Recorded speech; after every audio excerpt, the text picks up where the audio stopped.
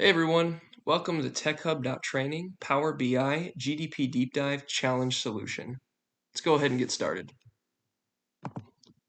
Here I've already loaded the data into Power BI. If you haven't done that yet, go ahead and click Excel Workbook, select that GDP data that I gave you, and load it into your Power BI model.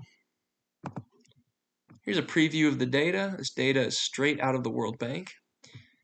Has a country name right here, the years and columns listed all the way down to the end till 2021.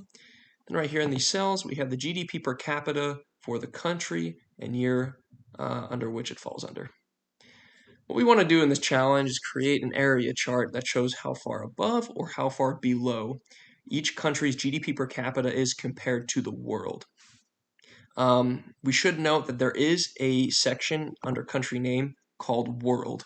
So when we go ahead and make our calculated field, we don't need to sum up all of the GDP for all of the countries. We just need to do it for the section called world. That'll make our job a little bit easier, but we'll get to that in just a second.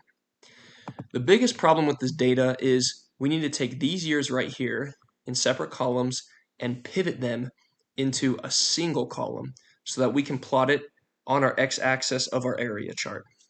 In order to do that, we'll click Transform Data, and that'll pull up Power Query. What we're going to do is hit Control-click all of the columns that we do not want to pivot, then right-click, hit Unpivot Other Columns. What that gives us is all of those years that were in separate columns, it pivots it into one column, and then right next to it gives the respective GDP per capita data for that year, for that specific country. As a side note, you'll notice that some countries don't have data spanning all the way back to 1960. No worries about that. We're going to head and rename this column to year.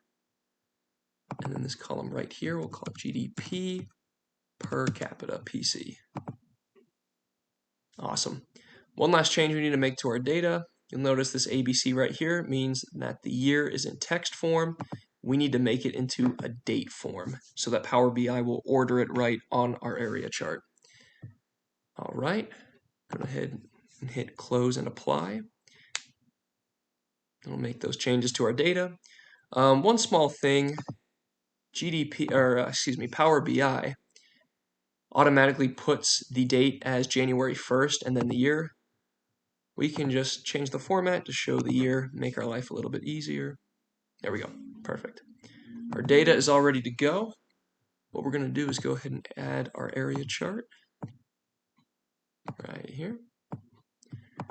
Then add the slicer that will dictate which country we are looking at. There we go. Put into our slicer country name. All right, you can change that to a drop-down list if you want. For now, we'll just keep it as is. All right, what we need to do is create a new measure for this area chart because we need to take a country's GDP and subtract it from the world's GDP per capita. Call it difference. And then we're going to take the sum of the GDP per capita for the country that the slicer dictates and subtract it from, use the calculate function, sum of the GDP per capita for that section in the country name column called world.